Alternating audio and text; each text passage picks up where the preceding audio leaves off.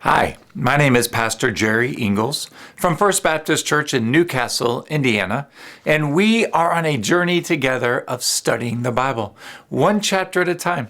I'm writing a short devotional thought in each chapter that I'm sharing that with you. Today we're looking at Genesis chapter 25. So as many of you know, and maybe you don't know, I officiate a lot of funerals. It is part of my calling to provide pastoral care for the congregation and as an outreach ministry to our local community. What a joy it is to give people hope in a time of their deepest grief and sorrow. It's truly a privilege for me to be a part of those services. There is a powerful sentence about Abraham's death in Genesis chapter 25, verse 8, that deeply struck me this morning.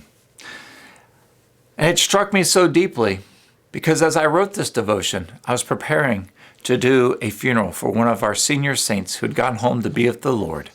And it was going to happen that very day, just in a few hours. Quote, Abraham breathed his last and died in a ripe old age, an old man and satisfied with life, and he was gathered to his people. Amen. You see, God blessed Abraham with a long and fruitful life. And then Abraham was gathered with the saints who had gone to be with God before him. What else could you ask for? A long, fruitful life with the Lord and the gain of being with Christ and being with God's people forever. Man, what a blessing. Psalm 116, verse 15 proclaims, precious in the sight of the Lord is the death of his godly ones. Do you believe this? Revelation chapter 14, verse 13 declares, blessed are the dead who die in the Lord from now on. These are the truths of our faith. One of the great gifts of our faith in Jesus Christ is the peace God's presence gives us in the face of life's trials and temptations, to include the trial of dying.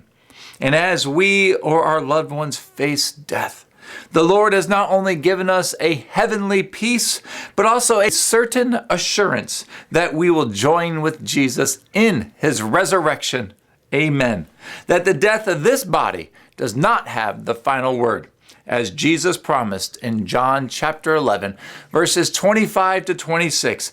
I am the resurrection and the life. He who believes in me will live even if he dies, and everyone who lives and believes in me will never die. Do you believe this? Seize the moment and believe in Jesus Christ, the resurrection and the life. Because he lives, you can face tomorrow. Because he lives, all fear is gone. Seize the moment.